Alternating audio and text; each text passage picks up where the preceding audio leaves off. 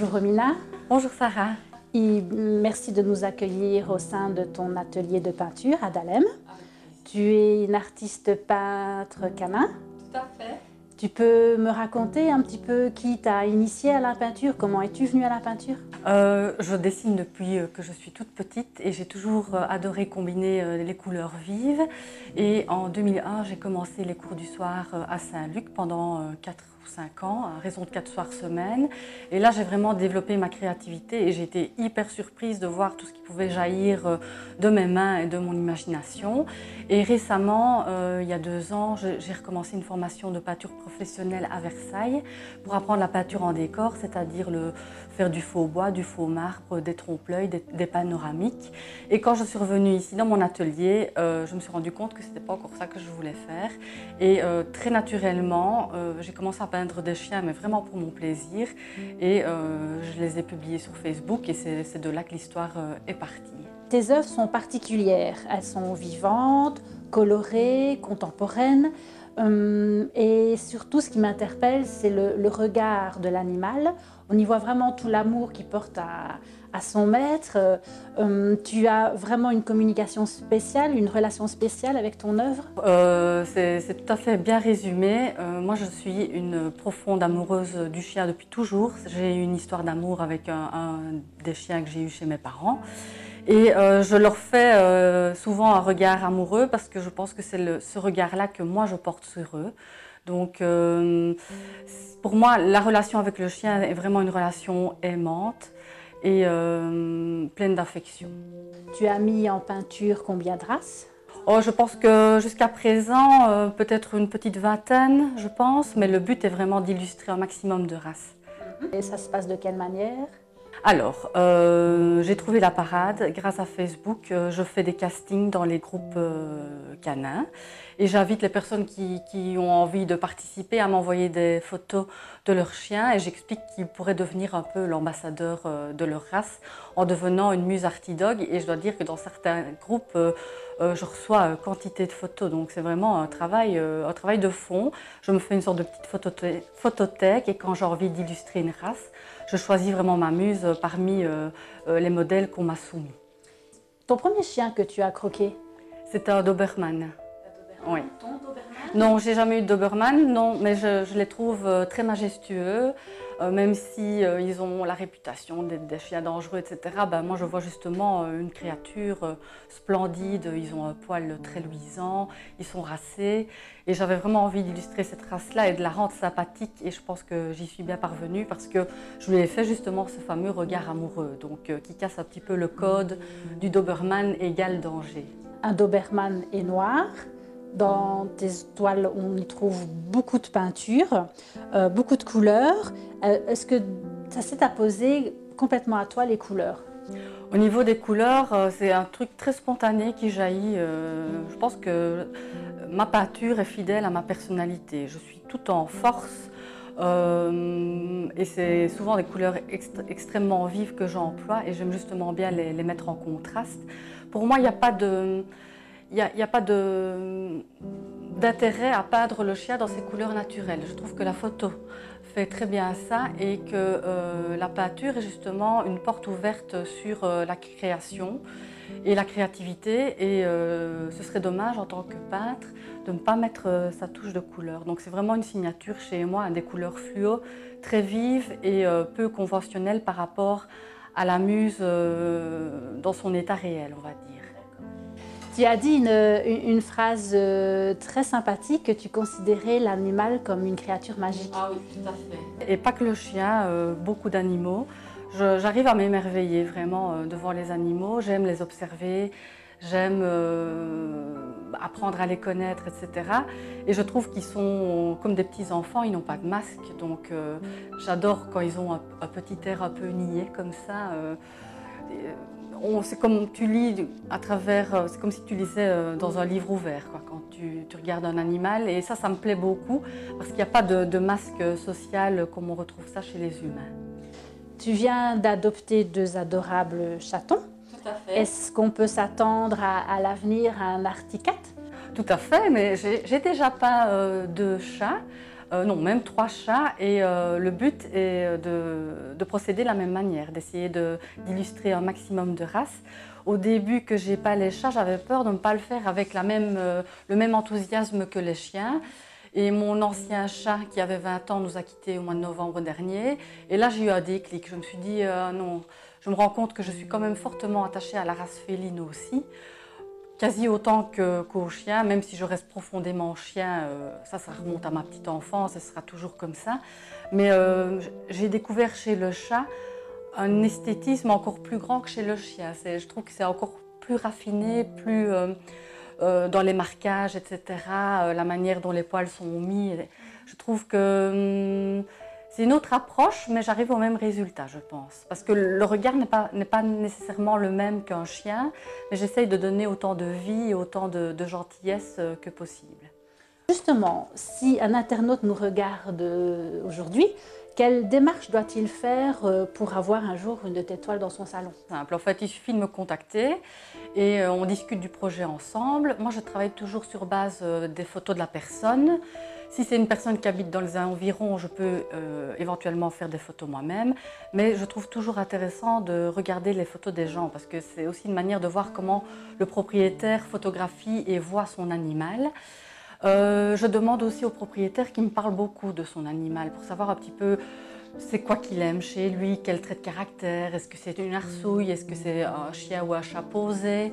Ensuite, dans Photoshop, j'élabore un pré-projet, vraiment pour mettre en scène l'attitude de la muse. Et une fois que c'est validé, là je me lance vraiment dans la peinture et voilà. Donc il y a vraiment une relation de confiance qui s'installe entre toi et le maître. Oui, parce que je travaille avec pas mal de personnes qui sont situées à l'étranger, des gens que je ne rencontrerai probablement jamais en vrai, et je remarque que les gens me font d'emblée confiance. Et ça, j'en suis extrêmement ravie et reconnaissante parce que ça facilite vraiment la relation et je pense que les gens voient que je suis quand même assez sérieuse dans ma manière de procéder, etc. Et quand on regarde ton Facebook Artidog, on lit beaucoup en anglais. 45% de tes followers d'ailleurs viennent des États-Unis. Comment expliques-tu ce succès outre-Manche? Je pense qu'il y a énormément d'Américains présents dans les groupes canins. Je pense que là, il y a une culture du chien qui est encore plus forte que chez nous. En organisant les castings dans les groupes canins, je pense qu'on les retrouve plus et que je les touche plus. Et je crois qu'ils adhèrent vraiment à la peinture canine ou féline et qu'ils adhèrent totalement à mes couleurs. C'est quelque chose, j'ai un très bon retour par rapport à mon style auprès des Américains. Tu sais nous citer quelques pays justement où tes toiles partent? Oui, tout à fait. J'ai pu envoyer des toiles aux États-Unis, un peu partout en Europe, Angleterre, Pays-Bas, France, Allemagne, Italie, Portugal, en Russie et aussi en Australie. Évidemment, tout cela exige une grande rigueur de travail. Explique-nous un petit peu, dévoile-nous un peu quelle est une journée type Romina. Tous les vendredis, j'organise le planning de la semaine qui suit. Comme ça, je sais précisément ce que j'ai à faire et je n'oublie pas les choses importantes. Et je sors de 16 ans dans le privé, donc j'ai été quand même un peu drillée à être bien organisée. C'est une reconversion. Totale, une reconversion totale, vraiment. Je fais ça très sérieusement parce que j'ai envie de donner une chance à ma peinture, surtout à mes bébés, parce que je ne suis pas maman d'humain, mais je considère vraiment ma création comme ma progéniture. Donc ce serait la chose que moi je laisserai quand je quitterai cette vie, ce seront mes peintures. Et j'ai vraiment envie de les porter le plus haut possible. Et ce qui me plaît le plus dans ce métier, c'est que je touche les autres passionnés des animaux, chiens ou chats. Et ça, c'est mon plus grand plaisir parce que tous les jours, je reçois des photos d'animaux et je me retrouve souvent à avoir un grand sourire derrière mon ordinateur quand j'archive les photos qui m'intéressent, etc. Donc oui, mes journées sont assez bien structurées. J'essaye quand même de dégager un grand temps à la peinture parce qu'on peut vite se perdre dans des actions de démarchage, de prospection qui prennent plein de temps, mais qui finalement font que je ne consacre pas assez de temps à ma peinture. Et j'ai décidé maintenant d'essayer de peindre vraiment un maximum. Et je me dis que le reste suivra. Quand tu as une idée artistique, plus rien n'existe autour de toi. Oui, ou bien quand j'en ai marre des gens qui ne me répondent pas, ce genre de trucs, les petites frustrations de la vie du quotidien, ben je me déconnecte et je me lance dans mes peintures et là je me ressource vraiment. As-tu des projets à ce niveau-là? J'ai 2 gros projets qui arrivent, un au mois d'août. Je vais être présente sur le plus gros salon Canal, le World Dog Show à Amsterdam. Avec un stand commercial et c'est une grande première, c'est vraiment un peu le baptême du feu pour moi parce que ce sont des grosses structures. Et le deuxième projet, c'est partir en Floride. J'ai quelques contacts là-bas et voir s'il y a moyen de démarcher, que ce soit le particulier ou les entreprises pour trouver une manière de collaborer avec le marché américain. Artidog est une marque, hein? C'est comme ça. Oui. Artidog, ce sont des toiles, mais c'est aussi autre chose. Tout à fait. Donc je travaille de 2 manières. Il y a la peinture, les peintures originales, les portraits que je réalise pour les personnes qui m'en commandent ou des portraits spontanés. Et les portraits spontanés servent aussi à illustrer ma joyeuse collection d'imprimés. Qu'est-ce que c'est ? C'est un calendrier, des cartes postales, des magnettes, des tasses, des petites reproductions ou des plus grandes reproductions.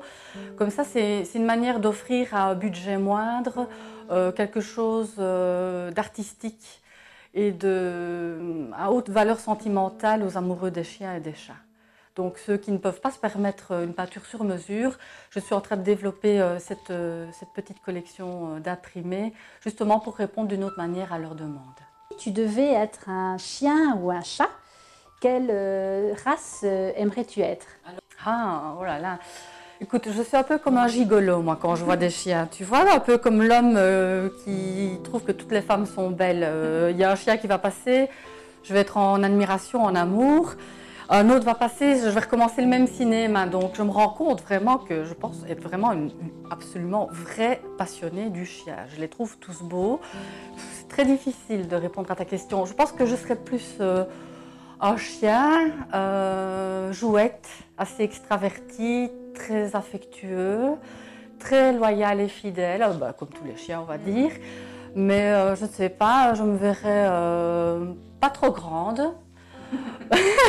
À ma taille, un chien d'une taille moyenne, avec beaucoup de poils, plutôt mi-long. Donc voilà, que les internautes proposent quelques races qui m'iraient bien, ce serait sympa. Alors on peut cliquer ce soir. Tout à fait, c'est bien ça. Tu peux me parler un peu plus de la toile et en l'occurrence du chien qui est représenté? Donc ça, c'est un cavalier King Charles qui s'appelle Pim et que j'ai croqué cette semaine. Donc je viens de terminer le portrait. Il a un caractère assez avenant, assez sociable. Il adore qu'on s'intéresse à lui et il paraît que si on ne s'intéresse pas à lui, il te le fera comprendre par moult aboiements. Là, ce sont les paroles des maîtres, donc voilà. Tu peux me dire approximativement combien d'heures prends-tu pour réaliser? Un minimum de vingtaine d'heures, minimum, oui. Oui, ça prend quand même pas mal de temps entre sélectionner les photos, faire le pré-projet, commencer la mise en place du dessin et puis se lancer dans la peinture. Et tant que je n'arrive pas à une réelle satisfaction, je continue mon travail. Donc je vais dire que celui-ci, il a été sympa avec moi. Et c'est une journée particulière, un moment particulier pour toi qui va arriver? Tout à fait, oui, car la muse vient voir son portrait, donc ça va être, ça passe ou ça casse, donc j'espère qu'elle aimera. Eh ben, partons à sa rencontre alors. Ok, merci. Merci Romina. Oh, bonjour ma créature. Qui a fait ton portrait là sur la belle toile pleine de couleurs? Enchantée, mais Mr. Pims, comment allez-vous? Regarde, t'as vu ton portrait, tu aimes? Oui? Ah, super. Tu vas le mettre où chez toi, tu sais ça? Dans le salon? Mon Dieu, t'as déjà fait de la place? Eh ben, dis donc. C'est encore plus beau en vrai qu'en photo. Oh oui, petite canaille. Voilà Pims, le chien qui t'a inspiré cette toile. Oui, donc Pims est devenu une muse artidog. N'est-ce pas mon loulou? Bienvenue dans cette grande famille. Voilà, exactement. La dernière touche, ma signature.